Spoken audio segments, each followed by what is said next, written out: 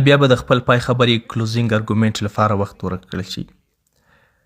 او وروسته چې دا مباحثه تر ټولو مهمه خبر دا ده چې تاسو موږ په انټرنیټ کې د لکونو کروڑونو خلکو لخوا کتونکي د هغو پوښتنې او ځوابونه به وي. نو تاسو چې دلته موجود یاست موږ به هڅه وکړو چې له تاسو څخه ځینې پوښتنې واخلو. د دې لپاره موږ 10 دقیقې وخت ټاکلی دی. داسې به دا 2 ساعته مباحثه پای ته ورسیږي.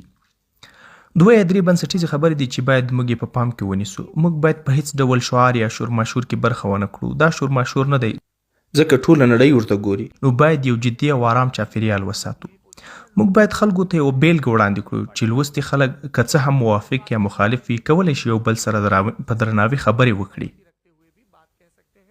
دلته زما انجینیو پروفیسر فورشیتم اګروال حاضر دی چې موږ ته یې په ټولګي کې ښوولي وو چې د موافقې زړورتیا او مخالفت حکمت ډیر مهم دی او د دې برعکس هم مهم دی. بله خبر دا ده چې دا مباحثه د کوم یو مذهب په اړه نه ده. دا خبره ټولو ته واضح کېدل پکار دي.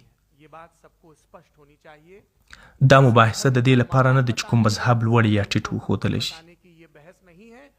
نو که څوک دا په دې هیله ګوري یا دلته راغلی زه غواړم تاسو ته ډاډ درکړم چې هیڅ داسې هیله به مو پوره نه شي.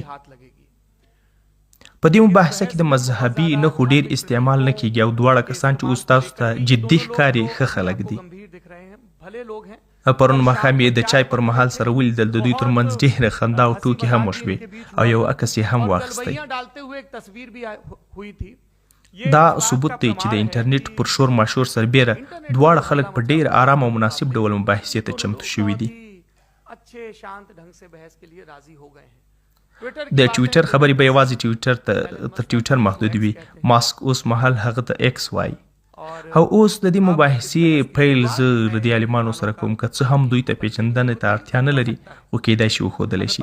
موږ په ژورنالیزم کې زده کوو چې هیڅ شی فرض نه کړو. ساینس هم دا وایي. مفتی شمایل ندوي صاحب اسلامي عالم او ښوونکی دی. د کلکتې واهیان فاونډیشن بنسټګر دی.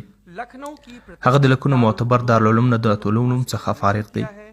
په ټولنیزو رسنیو او عامو غونډو کې ښه فعاله دی او دا مهال د مالیزیا نړیوال اسلامي پوهنتون څخه پی ایچ ډي زده کړې کوي. ښه خبر دا چې د زده کړې ترڅنګ صفر بلاک هم جوړوي. په ټولنیزو رسنیو او عامو غونډو کې ښه فعال دی. موږ د پیټروناس ټاور مخې بلاک هم لیدلی دی. زموږ سره جاوید اختر صاحب هم دی. جاوید اختر صاحب شاعر او لیکوال دی. فلمونو لپاره مکالمې او سندرې لیکلي دي. هغه د سیاسي تفکر او خپل اعلان شوي ایتیزم په اړه څرګند نظر لري او د خپل عقل کار کوي او خپل عقل کاروي.